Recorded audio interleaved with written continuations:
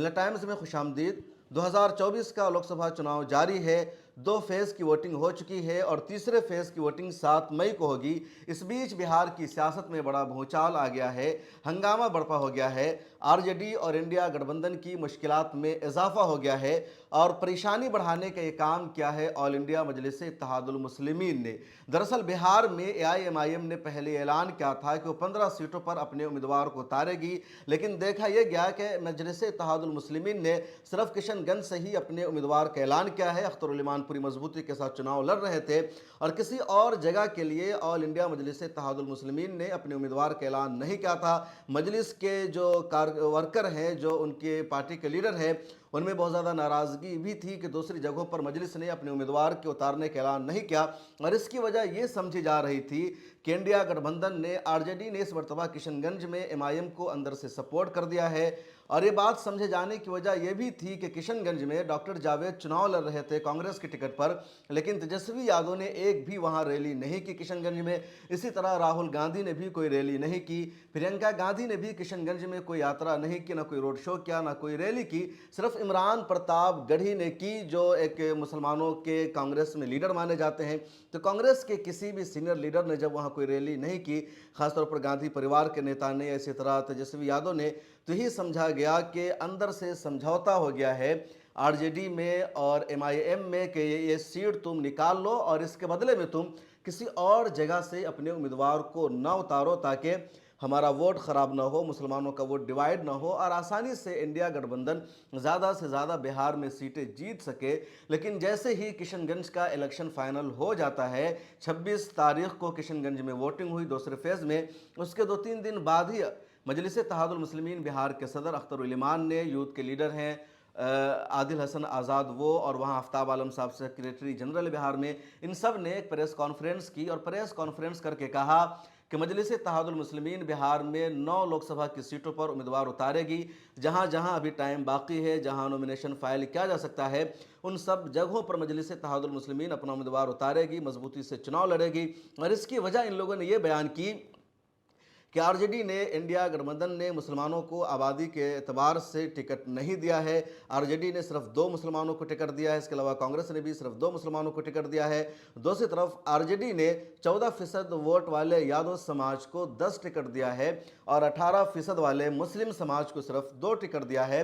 इसलिए एमआईएम बिहार में उन जगहों पर चुनाव लड़ेगी जहां अभी तक चुनाव लड़ने का वक्त बाकी है। इसके अलावा मजलिस इत्तेहादुल मुस्लिमीन ने असल वजह यह बताई कि जब तेजस्वी यादव ने किशनगंज में रैली नहीं की, गांधी परिवार के किसी शख्स ने रैली नहीं की, तो बात यही थी कि अख्तरुल ईमान किशनगंज में लड़ेंगे, उनका एक तरह से सपोर्ट हासिल है, बाकी जगहों पर हम उम्मीदवार नहीं उतारने वाले थे। लेकिन चुनाव से एक दिन पहले लालू यादव ने एक वीडियो जारी की और उस वीडियो को जारी करके लालू यादव ने यह कहा कि वो किशनगंज से डॉक्टर मोहम्मद जावेद को वोट करे, जो कांग्रेस के उम्मीदवार हैं। लालू यादव के इस वीडियो बयान का वाज़ेह मकसद यह था कि अख्तरुल ईमान दिल्ली ना जा सके, वो एमपी ना बन सके और सब लोग डॉक्टर जावेद को वोट करें। लालू प्रसाद की इस वीडियो ने एमआईएम के नेताओं को बहुत ज़्यादा अंदर से हिलाकर रख दिया, उनको गुस्सा आ गया और रद्द अमल में इन लोगों ने भी फैसला किया कि जब राजद हमें लगातार नुकसान पहुंचा रही, इससे पहले भी हमारे 4 विधायकों को, 4 जीते हुए एमएलएस को राजद ने तोड़ लिया, अपने साथ मिला लिया, इसके बावजूद भी हम लोग चुप रहे, खामोश रहे, हम लोगों ने नुकसान पहुंचाने का फैसला नहीं किया। अररिया लोकसभा में अभी जिस तरह आरजेडी ने टिकट का बंटवारा किया, बड़े भाई की जगह छोटे भाई को दे दिया, तो हमारे पास बहुत अच्छा मौका था कि हम बड़े भाई को टिकट दे देते या किसी और को दे देते और आसानी से राजद को वहां से हरा सकते थे। इसके बावजूद हमने सब्र किया, हमने हौसला से काम लिया कि हमें किशनगंज जीतना है, लेकिन हमारे सब्र का और जो हमने मदद की आरजेडी की, उसका बदला हमें इन लोगों ने यह दिया कि किशनगंज के लिए भी आखिरी दिन लालू प्रसाद ने वीडियो जारी करके इस तरह का ऐलान कर दिया कि अख्तरुल ईमान को वोट देने की जगह यहाँ के लोग डॉक्टर जावेद को वोट दे। इस वजह से हम लोगों ने भी अब फैसला किया है कि जहाँ जहाँ मुमकिन है वहाँ अपने उम्मीदवार को उतारेंगे। और एमआईएम का ये जो फैसला आ गया है, इसकी वजह से बिहार की सियासत में बड़ा भूचाल होगा, बड़े पैमाने पर यहाँ नुकसान हो सकता है इंडिया गठबंधन को, इसी तरह आरजेडी को, क्योंकि एमआईएम का कैडर भी बढ़ता जा रहा है। बिहार के सीमांचल से अलग निकलकर मिथिलांचल में, चंपारण के इलाकों में, इसी तरह जो गयावरा का इलाका है, उधर भी ऑल इंडिया मजलिस इत्तेहादुल मुस्लिमीन की मकबूलियत बढ़ती जा रही है। इधर सीवान में पहले से आरजेडी की हालत ख़राब है, पूर्णिया में भी आरजेडी की पप्पू यादव की वजह से बहुत ज़्यादा हालत ख़राब रही। सुपौल से लगातार ये खबरें सामने आ रही है, जहां लगातार मस्जिदों में, मदरसों में वहां के मुसलमान मीटिंग कर रहे हैं, लालू प्रसाद यादव के खिलाफ कैंपेन चला रहे हैं। वो फैसला कर रहे हैं कि लालू प्रसाद यादव ने मुसलमानों को सम्मान नहीं दिया, मुसलमानों को इज्जत नहीं दी, मुसलमानों को आबादी के एतबार से टिकट नहीं दिया गया, इसलिए अब हम लोग मज़ीद आरजेडी की ग़ुलामी नहीं कर सकते हैं, आरजेडी का वोट बैंक नहीं रह सकते हैं। मिला टाइम्स पर हमारे नुमाइंदा शहनवाज हुसैन की आपने रिपोर्ट देखी होगी, अगर आपने नहीं देखा है तो देख लीजिए। लगातार वहाँ इस तरह की मीटिंग हो रही है सुपौल में और आरजेडी के बाइकॉट का फैसला किया जा रहा है। इसके अलावा सोशल मीडिया पर भी नौजवान लगातार लिख रहे हैं कि जब आरजेडी का क़याम अमल में आया था तो लालू प्रसाद यादव के साथ कई सारे मुसलमान भी उसके फाउंडर मेंबर थे, बड़ा रोल अदा किया था उन लोगों ने, और फाउंडर मेंबर में सीधे सीधे नाम शामिल है अली अशरफ फातमी का, अब्दुल बारी सिद्दीकी का, इसी तरह मरहूम तस्लीमुद्दीन का और मरहूम शहाबुद्दीन का।